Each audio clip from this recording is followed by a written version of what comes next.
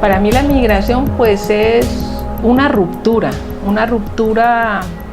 de dos escenarios, del que se deja y el que se pretende ir.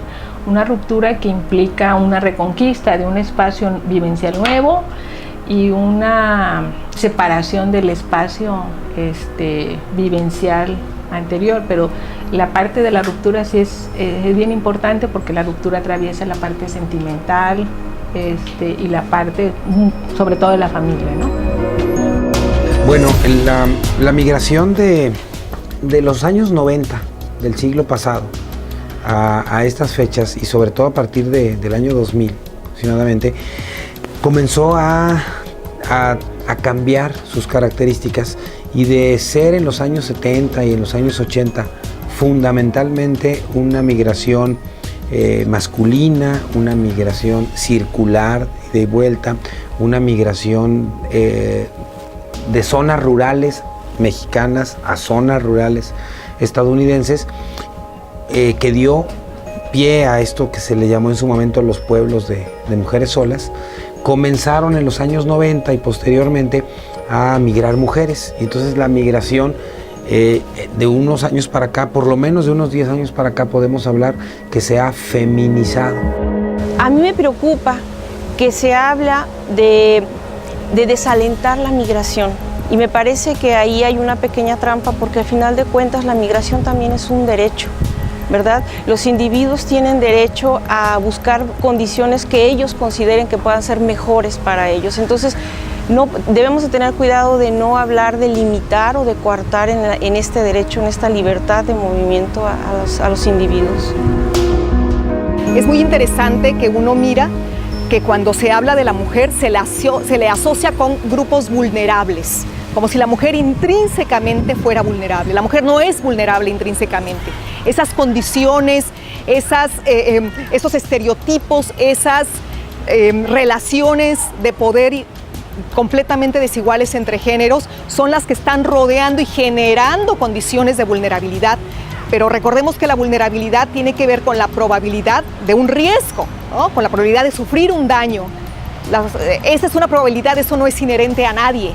Depende de las condiciones que nos rodean. Si las mujeres fueran vistas como agentes, si fueran vistas como verdaderas actoras de sus vidas, si se les reconociera toda esa capacidad y toda esa potencialidad que las mismas condiciones en ocasiones les obstaculizan lograr, creo que sería más fácil mirarlas e incorporarlas como verdaderos sujetos que tienen muchas propuestas que compartir para mejorar su propia experiencia migratoria. Creo que las estamos tratando como objetos de política pública. Cualquier mujer migrante que está en Estados Unidos, con cualquier nivel educativo, con documentos o sin documentos, tú le preguntas qué es lo que más le preocupa, sobre todo las que no tienen documentos, es que separen a sus familias, o que separen no solo a su familia, sino que separen la familia de su primo, del hermano, por las políticas de criminalización dolorosa que ahora se han impulsado mucho con la ley de Arizona, la ley de Alabama y otras leyes que criminalizan a los indocumentados. Hay mucho temor a que ocurra esto. Entonces, insisto mucho en la visibilidad, en la protección. Si la migración, entre comillas, ilegal es violenta, pues es doblemente violenta cuando se trata de mujeres o cuando se trata de niños. Me decía en alguna ocasión una migrante centroamericana aquí en Guadalajara, a los pies de la vía del tren, que antes de ingresar a nuestro país había comenzado a tomar anticonceptivos.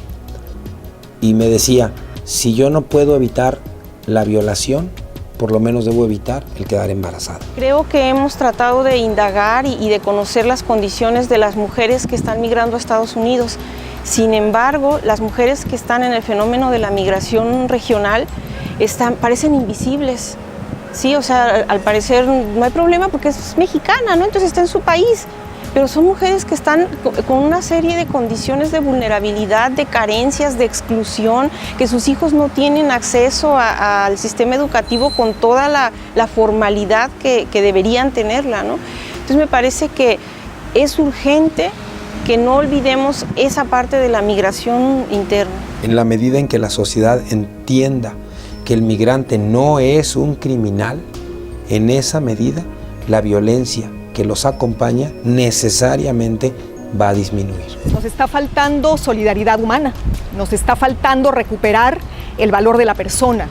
Vemos a las otras personas, en particular a los migrantes, pues como mercancía o como ajenos, como extraños, como quienes nos están invadiendo, nos están quitando algo, en lugar de encontrar lo que nos une, en lugar de reconocer en ellos nuestros propios deseos, intereses, proyectos. El portal es una herramienta que todas las instancias, institutos, asociaciones, organizaciones deben conocer, porque esas instancias van a ser las que faciliten, se convertirán en facilitadores del uso de ese portal para poderlo llevar a un tipo de población que quizás no tenga acceso a una computadora, que no conozca cómo navegar, pero que ellos serán los facilitadores, ¿no? Entonces yo creo que es una herramienta extraordinaria.